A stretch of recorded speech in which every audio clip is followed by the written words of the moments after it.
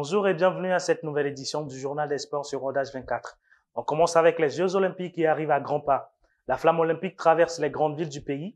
Jackie Chan, célébrateur de films qui n'est plus à présenter, nous plante le décor. À la veille de l'ouverture des Jeux, la flamme olympique est aujourd'hui passée à Badaling, l'une des sections de la Grande Muraille de Chine les plus proches de Pékin.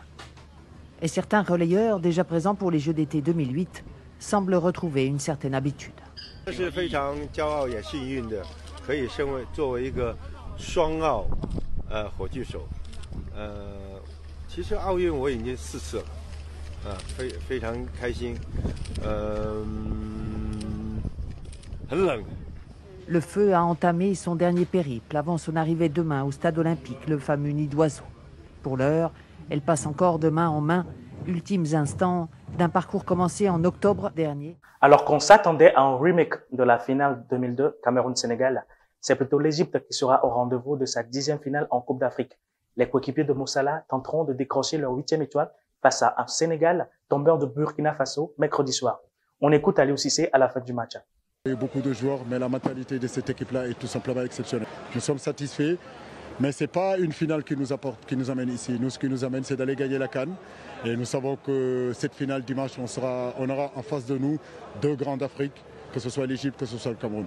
On est venu pour ça dès le début du tournoi.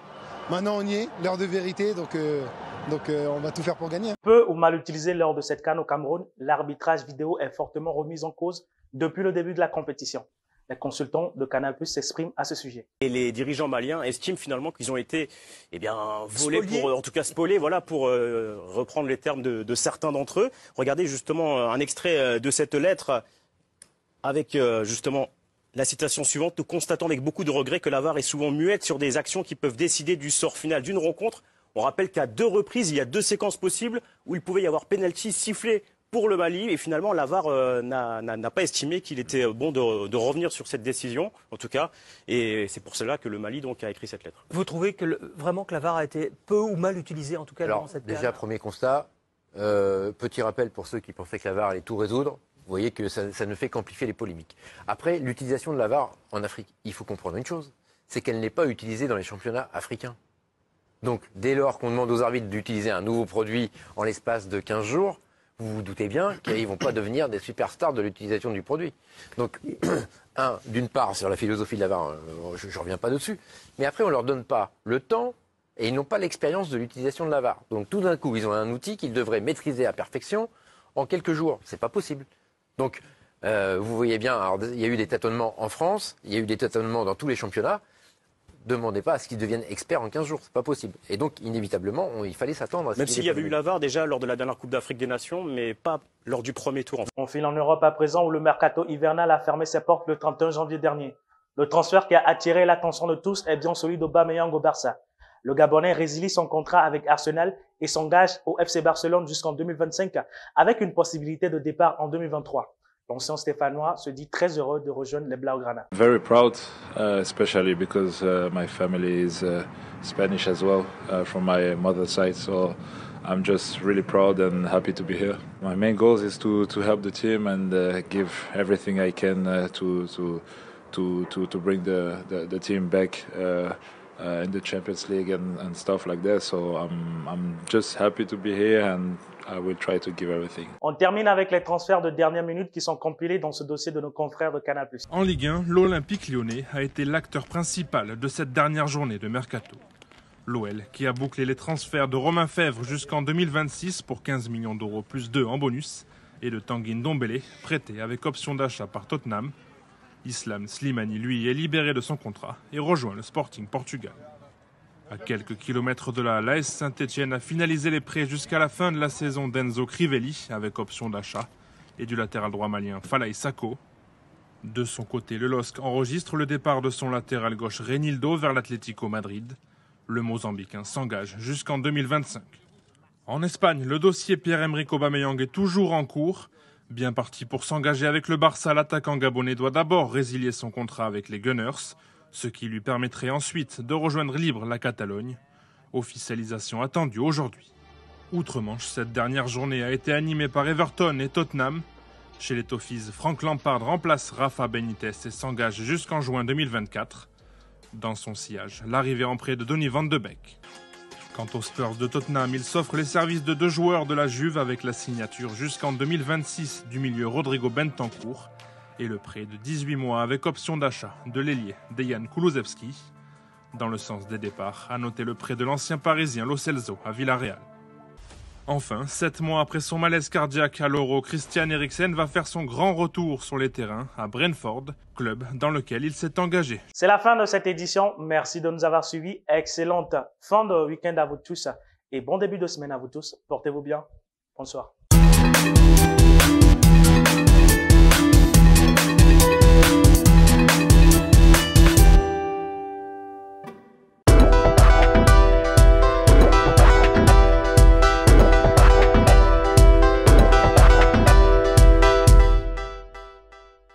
Mesdames et messieurs, bonsoir et bienvenue dans cette nouvelle édition. Au sommaire, à Bamako, les autorités ont expulsé l'ambassadeur de France. En RDC, la chute d'un câble à retention fait 26 morts à Kinshasa. Un garçon né de 5 ans tombe dans un puits au Maroc. Une rupture entre les gouvernements. L'ambassadeur de France expulsé à Bamako. Regardez les réactions des habitants. Dans les rues de Bamako, la crise diplomatique entre les autorités maliennes et Paris est dans tous les débats. À l'école normale supérieure, certains étudiants ont plutôt bien accueilli l'expulsion de l'ambassadeur français de Bamako. Tant qu'on ne nous respecte pas, que ce soit la France ou les autres occidentaux, si tu ne nous respectes pas, on ne doit pas te respecter. Et ceux qui nous respectent, on doit les respecter aussi. Le respect est mutuel. Voilà, selon moi, c'est très bien fait. Voilà, ils vont apprendre à nous respecter à travers les actions à venir. Les autorités maliennes actuelles ont bien compris le contexte sécuritaire et ont voulu qu'elles soient accompagnées par des partenaires. Et malheureusement que cette compréhension n'est pas du tout à l'ordre par rapport à notre partenaire français. Alors, ce qui a fait que depuis un certain temps, il y a eu des remue-ménages. Finalement, ça a débordé jusqu'à des injures, des invectives, comme le dit notre ministre des Affaires étrangères. Cette expulsion de l'ambassadeur a scellé la crise diplomatique débutée il y a quelques jours entre les deux nations. Les autorités maliennes ont justifié cette décision par les récentes déclarations hostiles de responsables français à leur encontre. Dans le contexte de la crise sanitaire mondiale, la BAD a investi 3 milliards de dollars dans l'industrie pharmaceutique africaine. Plus de précisions dans ce élément. Le président de la BAD entend soutenir la production de tests rapides, de produits pharmaceutiques et de vaccins anti-Covid-19. Avec une Afrique qui importe 80% de ses besoins en médicaments et ce qui lui coûte plus de 12 milliards de dollars chaque année. La réduction de cette érosion monétaire au profit d'une industrie pharmaceutique plus étoffée en Afrique permettrait à l'Afrique de faire de l'argent avec le secteur pharmaceutique et possiblement d'exporter aussi son surplus en matière pharmaceutique. Selon l'Organisation mondiale de la santé, l'Afrique fait face à un déficit d'environ 500 millions de doses par rapport à l'objectif mondial fixé pour fin 2021, à savoir vacciner entièrement 40% de sa population contre le Covid-19. D'où la nécessité d'une Afrique beaucoup plus conquérante dans la recherche et dans la production de nouveaux médicaments et de nouveaux vaccins. Surtout des médicaments adaptés aux maladies tropicales, aux maladies africaines. Nous avons la matière première, nous avons l'intelligence. Je pense qu'il ne faudrait que la volonté et le financement de la BAD pour aider l'Afrique à profiter de son secteur pharmaceutique et arrêter la saignée de l'exportation des devises vers les pays hors africains. Les interdictions d'exportation et les retards enregistrés dans les demandes d'approbation sont autant de raisons qui poussent la BAD à accompagner l'autoproduction en Afrique. Ceci pourrait mettre fin progressivement et définitivement à la dépendance vis-à-vis des instances étrangères. Une toute nouvelle application de télémédecine a été créée au Gabon. Une application qui permettra les premiers soins administrés via le téléphone portable. Suivez. Dédié à l'amélioration de la santé des populations par la mise à disposition de services utiles et innovants. Ce nouvel outil d'aide est un puissant système de gestion de l'activité des structures de santé. Déjà disponible en téléchargement, la plateforme a été officiellement présentée le 27 janvier 2022 à Libreville. Cette télémédecine peut s'avérer très importante lorsqu'on se retrouve dans des situations de détresse et qu'on ne peut pas se déplacer. Avec l'application, on peut appeler un médecin qui à distance peut nous prescrire les premiers soins sans qu'on ait besoin d'être physiquement dans le même environnement. Les patients dans les zones rurales ou enclavées ont également la possibilité de bénéficier d'une assistance médicale à distance grâce aux téléconsultations. Ainsi, grâce à la plateforme Hosto, les visites et examens médicaux sont possibles, de même qu'acheter les médicaments à distance. De prime abord, je pense que cette application Hosto est la bienvenue pour toutes ces personnes qui pourront s'en servir et qui pourront d'ailleurs la domestiquer. L'on a tendance souvent à déplacer des problèmes qu'on ne les résout. Je crois qu'on gagnerait à résoudre ces petits problèmes-là. Ce manque, par exemple, de personnel hospitalier, des grèves un peu par-ci, par-là. Malheureusement, c'est mon point de vue. Je peux me tromper, mais on déplace plus des problèmes qu'on ne les résout. L'État gagnerait à trouver des voies de solution, des pistes de solution pour pouvoir d'abord résoudre ces problèmes-là. Les concepteurs de Hosto ambitionnent à travers cette plateforme de réduire les files d'attente dans les hôpitaux pour les populations voulant se faire consulter par un spécialiste. Quant aux professionnels de santé, Hosto leur permettra une meilleure gestion de l'activité au sein des structures de santé, entre autres blocs opératoires, stock de matériel médical et statistiques. L'Éthiopie, l'un des pays de la Corne de l'Afrique menacé par la sécheresse. Regardez ces éléments. L'Éthiopie est l'un des pays de la Corne de l'Afrique le plus touché par la sécheresse. Ce petit village en est la preuve. Il est situé dans la zone de Koraé, à l'est du pays. Il abrite des milliers de personnes déplacées par les conditions climatiques extrêmes et qui se trouvent aujourd'hui au bord de la famine. Et les enfants ne sont pas épargnés par cette insécurité alimentaire, comme l'explique cette mère de famille. Mon enfant souffre et nous rencontrons des difficultés.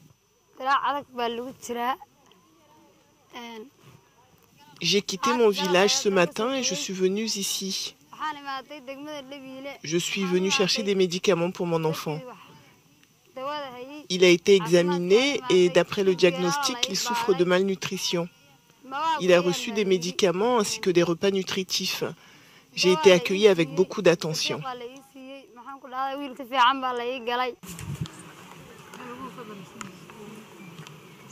L'UNICEF soutient en coordination avec le Bureau régional de la santé le déploiement de cliniques mobiles dans le cadre de la prévention, de la détection précoce et du traitement des enfants souffrant de malnutrition aiguë. En 2011, une grave sécheresse avait entraîné la mort de plus de 260 000 personnes selon l'ONU. C'est quasiment le même scénario qui se joue aujourd'hui. Selon l'UNICEF, plus de 6 millions de personnes en Éthiopie devraient avoir besoin d'une aide humanitaire d'urgence. La production de la bio, un sujet qui tient à cœur aux producteurs togolais. Allons à la découverte de la ferme de M. Samuel Beko. C'est que les gens mangent mal. Et nous nous sommes dit, qu'est-ce qu'on va faire comme solution? Proposons quelque chose. On ne va pas seulement dire aux gens, mangez bien, mais il faut proposer une alternative. Donc nous, notre défi, c'est de promouvoir la consommation du bio au niveau local. Une chose est de produire bio, l'autre est de pouvoir écouler cette production. En la matière, Nadia, son épouse, sait assumer ce rôle de commercial. Après la récolte, nous faisons la distribution. Les commandes se font avec le marketing sur les statuts. Nous avons aussi commencé la transformation. Nous faisons des chips de bananes plantains avec de l'huile de coco. Et ces chips, elles ont déjà pris l'avion pour aller en Belgique, en France, à Bamako, en Guinée. 2 ans déjà que cette ferme bio a été mise en place. En 2 ans, il y a eu des avancées, mais le promoteur voit grand dans le futur.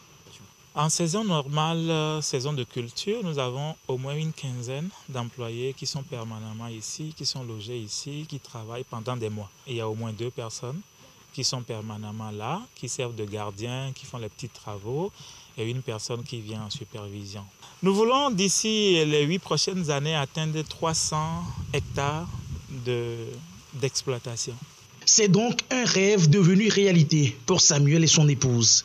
Une ferme bio dont ils profitent et dont les populations peuvent elles aussi profiter pour s'assurer une alimentation saine. Ce mercredi, un câble aérien est tombé dans un fossé de drainage dans le marché de Matadi-Kibala dans l'ouest de la capitale congolaise. Regardez. Au moins 26 personnes sont mortes mercredi par électrocution dans un marché de Mongafula, une commune de Kinshasa, la capitale de la RDC. Le drame a été provoqué par la chute d'un câble à haute tension dont la partie chargée d'électricité est tombée dans un caniveau rempli d'eau de pluie qui déborde sur le marché Matadi-Kibala. Les victimes sont en majorité des vendeurs du marché, mais aussi des acheteurs et autres passants qui avaient les pieds dans l'eau.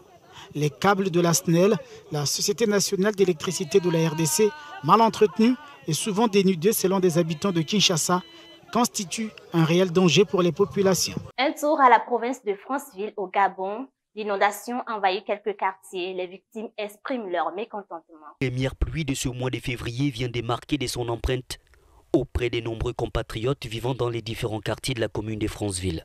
Les dégâts occasionnés par cette pluie diluvienne, qui a débuté autour de 2 h du matin ce mercredi, ne sont pas restés sans conséquences. Ça, c'est jamais vu depuis que je suis là. Ça, c'est la première pluie que je vois des choses comme ça. Il y a souvent les inondations, mais pas comme ça. J'ai été touché, donc les coussins sont mouillés, les matelas, j'ai perdu jusqu'au téléphone. Les appareils, le poste télévision, donc je ne sais pas qu'est-ce qu'il faut dire. Moi, depuis 3 heures, comme ce que je vis aujourd'hui, beaucoup d'appareils qu'on a perdus, congélateurs, télévision, un peu certaines choses. La maison est inondée et moi, ça m'a découragé vraiment, ça m'a découragé. Au 4e arrondissement ainsi que dans le 3e, les raisons de ces inondations fréquentes sont connus. Effectivement, ce qui est à l'origine, c'est quoi? C'est la buse. La buse qui a été organisée par Sokuba, elle est trop petite. Elle est trop petite. Elle n'arrive pas à bien évacuer l'eau. Et la saleté que les gens font par la carrière, machin là-bas, quand ça arrive, le faux congélateur, machin, tout ça bloque la buse et la buse renvoie l'eau par ici. C'est les autorités de voir. Pour que nous soyons libérés ici, il faut qu'ils pensent à réouvrir, élargir la buse. C'est ce que l'on cherche. Ils vont faire le nécessaire de casser d'abord la buse qu'ils avaient fait en première position là, que Sokoba avait fait, pour grandir. Et là, la rivière va bien circuler. Au moment où la grande saison des pluies vient d'annoncer ses couleurs dans la cité, il serait souhaitable que les autorités en charge des questions d'assainissement des voiries urbaines s'impliquent totalement pour le bien-être des victimes de cette calamité perpétuelle. Dans un village du nord du Maroc, les secouristes marocains ont engagé une course pour sauver un garçonnet de 5 ans bloqué dans un puits profond depuis plus de 48 heures. Suivez les détails. De jour comme de nuit, les secouristes creusent sans relâche. Ils tentent de sauver Ryan, 5 ans, tombé mardi dans un puits asséché de 32 mètres de profondeur. Une mission compliquée sur un lieu difficile d'accès. غادة يعني تضيق يعني القطر ديالها تيضيق هذا هو اللي تيزيد من الصعوبات ديال هذيك عمليه الانقاذ يعني بالمتطوعين التجأنا للتقنيه الثانيه اللي هي التقنيه ديال الحفر. Les secouristes ont déjà atteint 27 mètres de profondeur.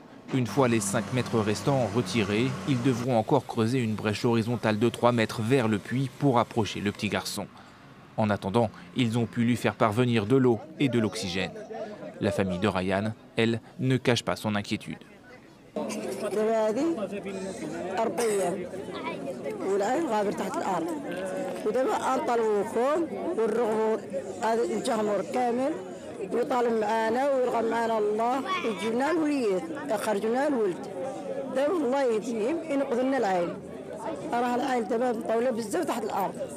Le sort de Ryan suscite une vague d'émotions dans tout le pays. Les habitants de la région ont afflué sur place. De nombreuses stars du foot se sont également mobilisés sur les réseaux sociaux, comme l'international marocain Achraf Hakimi ou encore l'Algérien Riyad Mahrez. Et voici ce qui met fin à cette édition. Merci de nous avoir suivis. Excellente suite du programme.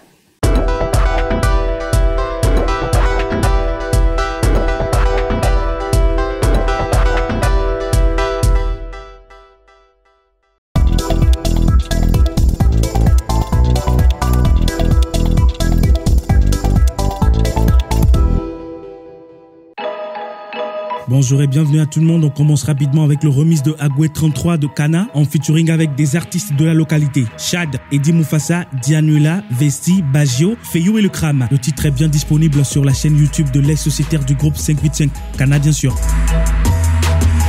Une autre nouveauté beaucoup plus récente est celle de Black Manu. Le jeune rappeur de Kodjovia Kopé à Lomé nous sort une nouvelle chanson titrée Ghetto. Un titre rempli d'espoir et de persévérance à écouter absolument sur YouTube. Toujours dans la lignée des nouveautés, on parle maintenant de celle de Gwen. Oui, vous avez bien entendu, Gwen. L'artiste a disparu de la scène depuis 2018. Il a migré entre-temps en Chine. Transgression est bien le titre de son nouvel EP qui est sorti ce 2 février dernier et qui est bien déjà disponible pour tous ses fans. On prend le vol rapidement pour les États-Unis pour parler de Nicki Minaj qui fait son retour avec un nouveau hit en duo avec Lil Baby. Do We Have a Problem? Un single qui promet de belles choses dans les mois à venir pour la superstar. Invité dans l'émission de James Corden, The Late Late Show, l'artiste américaine a répondu à la question y aurait-il un nouvel album bientôt? Et sa réaction a ravi de nombreux fans. Je sais que ça va arriver bientôt et je sais que ça va arriver bien plus tôt que jamais. Et je sais que ça va arriver cette année et je sais que ça va sortir avant l'été, explique-t-elle sous les cris de joie du public. On termine cette rubrique avec le hit du jour, Nyengbeo de Gigado. Merci de m'avoir suivi. Je vous souhaite une bonne fin de week-end et un bon début de semaine. Et je vous retrouve mardi pour un autre numéro de Target. À bientôt sur World H24.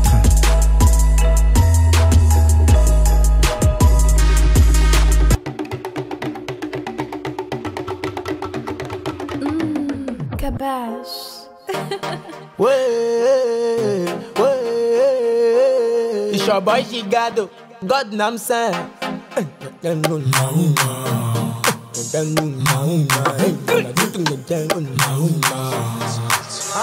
attention to the drums.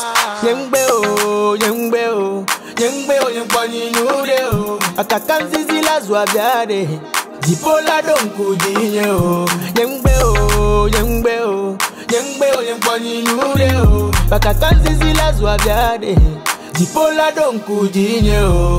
Les derniers seront premiers, les moulés bons là, les manifestes là, Ame wote no komfa, wote no zumfa, les manifestes là, Les derniers seront premiers, les moulés bons là, les manifestes là, Ame wote no komfa, wote no zumfa, les manifestes là, DJ Pemu solo, Afrika gata wale yantama Yajika mule somo, enuke maube manya pepo manyi Afrika musolo, ejunye metogo mule takpena mi Amom kanade na diolo, agbere kaola vakom na bekekeli Osabena, nyamadega Osabena, tonya lakpa Wabe asala ku filma lakpa Itono bena, novaya pa Osabena, nyamadega Osabena, tonya lakpa Wabe asala ku filma lakpa Itono bena, novaya pa Yengbeo, yempani nudeo. Akakanzizi la zwabiade.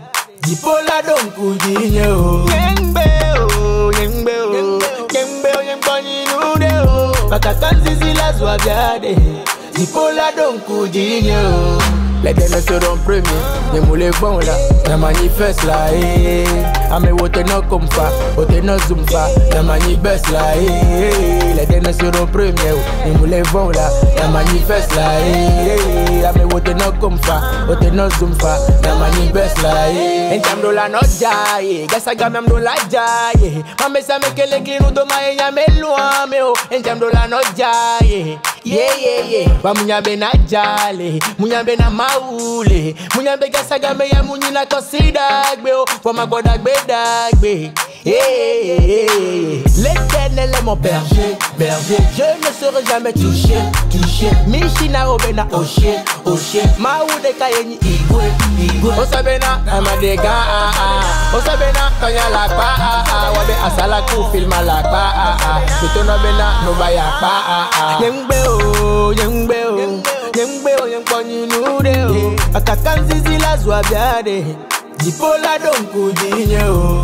Yengbeo, yempani nudeo. Akakanzizi la zwabiade. Dipola donku dinyo. Les derniers seront premiers, les moulés bons là, les manifestes là, Ame wote no comfa, wote no zumfa. La manifeste là, les derniers seront premiers. Ils nous les vont là, la manifeste là, Ame wote no comfa, wote no zumfa. La manifeste là,